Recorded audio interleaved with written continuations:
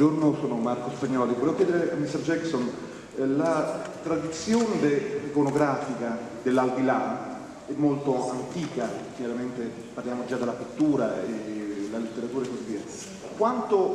Che cosa voleva che avesse questo aldilà? Che cosa voleva che comunicasse allo spettatore, evitando poi tanti cliché che sappiamo che il cinema intanto affronta? E poi le volevo, se può aggiungere una riflessione, sappiamo che lei è molto appassionato di tecnologia tridimensionale, sappiamo che ha dei progetti sul 3D, se ci dice cosa pensa di questa tecnologia. Grazie.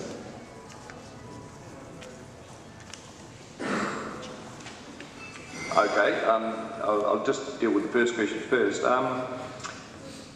You know, I mean, what happens when you die is, I guess, a question that every single person on this planet thinks about in one way or another, at various times in your life. I guess it's one common mystery that unites all of humanity. And it's an interesting question. I have no real knowledge or idea of what happens when you die any more than anyone else does. I do like to believe that there is some scientific rationale behind the soul or a spirit being a form of energy, and the energy cannot be destroyed. It's one of the laws of physics. So that and having, you know, I have been in the presence of somebody who's died a couple of times, and there is a very, very profound moment that happens when that person leaves their body. It just seems to be very obvious that there's a moment of departure, that the person's there one moment and not there the next. And so I do think that there is a continuation, and that's just my personal belief, but of course the movie, being a piece of entertainment, isn't supposed to be giving us any serious discussion of life after death. It is a piece of entertainment, and obviously Susie's afterlife is very particular to the novel and to the storyline about it. And it was very interesting to deal with as a topic, because questions about how much should Susie seek to have vengeance on Mr. Harvey. Should she try to revenge her death? Is that appropriate? Those sorts of themes and questions were obviously interesting, which are more to do with the entertainment of the story than any serious meditation on the afterlife. And 3D.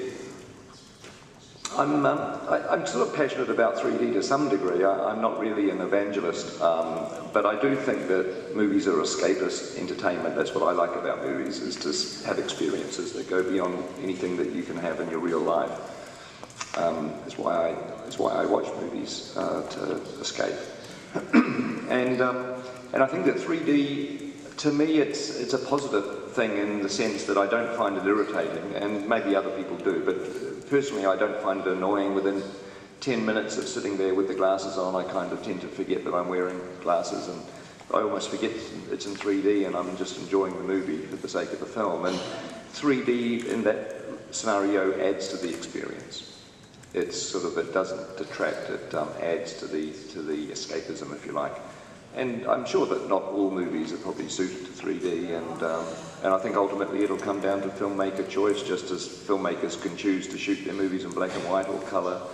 You can choose all sorts of different ways in which you're going to tell your story. I think 3D will settle down. It'll stop being the gimmick and the piece of sort of media speculation that it is at the moment with, is it going to save Hollywood? Are the studios going to be able to get more money from 3D? There's all these, very valid entertainment industry related questions with 3D at the moment, and eventually that'll go away and it'll just become another weapon in a filmmaker's pile of tricks that can be used, hopefully for the good, to make particular movies better. Thank you. Ciao Peter, sono Giulio Cicala di Westland Magazine, sono un pelino emozionato.